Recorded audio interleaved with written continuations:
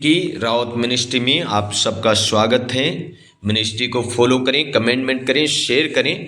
प्रति भोर को आपके पास प्रभु का वचन आएगा, आप आशीषित होंगे। आमीन, हालेलुया।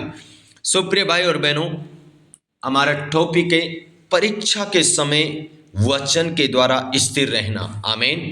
परीक्षा के समय में स्थिर रहना, क्योंकि यीशु मसीह की परीक्षा हुई और दुख उसके जीवन में था, लेकिन उसने परीक्षा की दशा में पास हो गया। हालेलुया।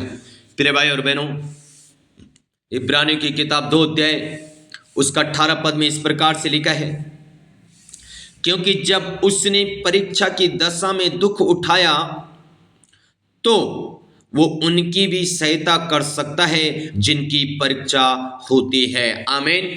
क्या लिखा है? परीक्षा के समय यीशु मसीह ने दुख उठाया। प्रिय भाई और बहनों, आज दुखी होंगे, आज आपके जीवन में दुख होगा, आज आपके जीवन में दुख चल रहे हैं। मैं आपसे कहना चाह रहा हूं, अगर आप दुख में होके जी रहे हैं, ओ दुख में होके अगर आप चल रहे हैं, आप चिंता मत करें। आप परीक्षा से होके जा रहे हैं, आप चिंता मत करें। लिखा है परीक्षा की दशा में उसने दुख उठाया तो वो उनकी भी सहायता कर सकता है जिनकी परीक्षा होती है।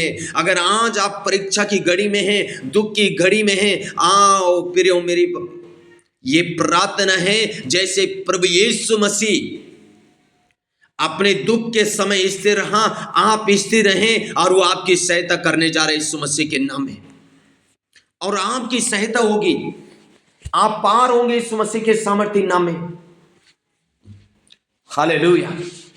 रबाना कासोथोरीना माना काशे लोकोटोनी मा शबाबा बाबा नाशे रेगा राधीना माना मा शबाबा। प्रिय भाई और बहनों, आप जय पाने जा रहे हैं यीशु मसीह के नाम में, क्योंकि परमेश्वर आपको, प्रभु यीशु मसीह आपका दुख को देख के आपको छुड़ाएगा। लिखा है पहले कुरिन्थियों 10 उसका 13 पद में, तुम किसी ऐसी परीक्षा में नहीं पड़े जो मनुष्यों के सहने से बाहर है। हाँ जी, तुम ऐसी परीक्षा में नहीं पड़े जो तुम्हारे सहने से बाहर हो। अगर तुम परीक्षा में भी पड़े हो तो परमेश्वर सच्चा है और वो तुम्हें सामर्थ्य से बाहर परीक्षा में ना पड़ने देगा। हाँ जी, क्या लिखा है? वो तुम्हें सामर्थ्य से बाहर परीक्षा में नहीं पढ़ने देगा, वरन परीक्षा के साथ निकासी भी करेगा कि तुम सह सको। हालेलुया। सह सको मतलब तुम्हें सामर्थ्य देगा। आमीन। परीक्षा के समय तुम्हें सामर्थ्य देगा, और फिर आगे लिखा है तुम्हारी निकासी भी करेगा। मेरे प्रियो, पर अगर तुम परीक्षा में हैं तो परमेश्वर तुम्हें सामर्थ्य देगा, और साथ साथ ये भी लिखा है वो तुम्हें परीक्षा से बाहर निकालेगा। आमीन, हालेलुया। प्रिय भाई और बहनों, अगर आज आप दुख की घड़ी में हैं, अगर आज आप परीक्षा से होके जा रहे हैं, मैं आपसे कहना चाह रहा हूं, आप चिंता ना करें, परमेश्वर आपको छुड़ाएगा, परमेश्वर आपको आपकी परीक्षा से बाहर निकालेगा। आमीन, हालेलुया। इसलिए यीशु मसीह दुख की घड़ी में परीक्षा दिया।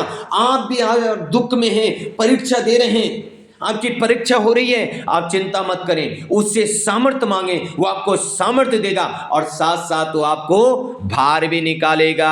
हालेलुया, आमीन। लिखा है व्यवस्था विवरण 8 अध्याय उसका 16 पद में, और तुझे जंगल में मन्ना खिलाया जिसे तुम्हारे पुरख जानते भी ना थे, इसलिए कि वो तुझे नम्र बनाए और तेरी परीक्षा करके अंत में तेरा भला ही करे। हालेलुया। क्या लिखा है? तुझे मन्ना खिलाया, और ऐसा मन्ना खिलाया जो तेरे पुरख लोग भी नहीं जानते थे, जिसके बारे में सोचे भी नहीं।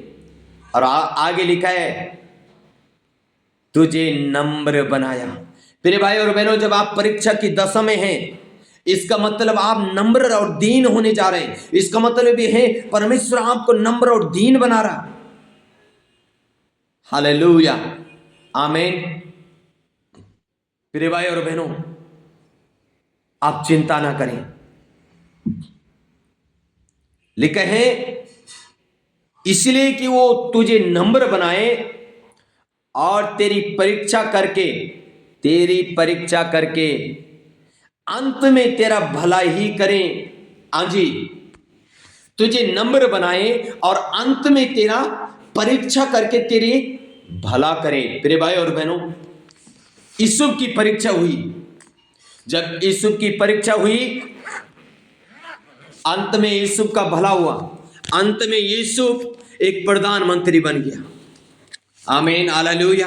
रबना शखर रबना मस रेबुला शबना का रति रबना स रुबुखना मशिया लबलबस उड़ा नमका सुंदो रोको तो रीना माशे बेबे।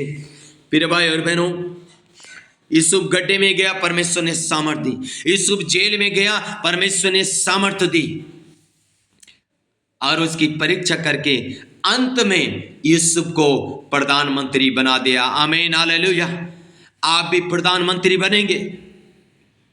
जब आप परीक्षा में पास होंगे, आप अगले लेवल में जाएंगे, आप आशीषित होंगे, आप बढ़ते चले जाएंगे। लेकिन प्रिय भाई और बहनों, परीक्षा की दशा में आप स्थिर रहें, खड़े रहें, डटे रहें, अड़े रहें, परमेश्वर से सामर्थ्य मांगें, क्योंकि अंत में आपका भला करने जा रहा है परमेश्वर। अगर यूसुफ का भला किया, आपका भी भला करने जा रहे हैं मेरे प्रिय भाई और बहनों। इसलिए मैं आपसे कहना चाहता हूं, आज आप दुख की घड़ी में हैं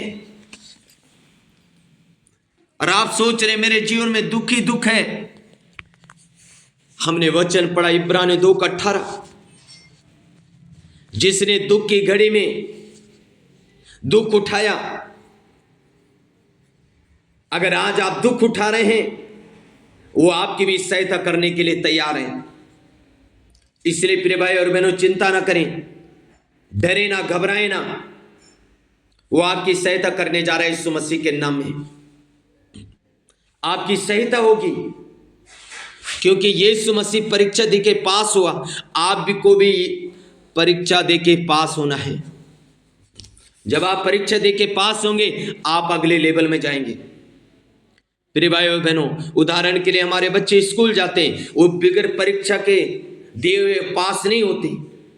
जब वो परीक्षा देते हैं, वो पास होते हैं, तब वो अगली क्लास में जाते हैं। जब आप परीक्षा देंगे, तब आप पास होंगे, तब आप अगले लेवल में जाएंगे। जब अगले लेवल में आप जाएंगे, आप ऑटोमेटिक आशीषित होंगे।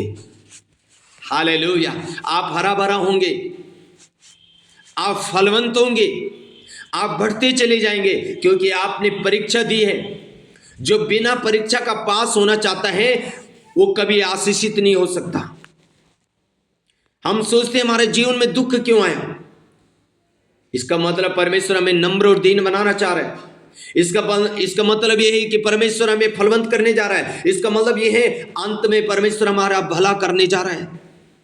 इसका मतलब यह है मेरे प्रिय भाई और बहनों, आप दुख में हैं, पीड़ा में हैं, दर्द में हैं, परीक्षा में हैं, आप चिंता ना करें।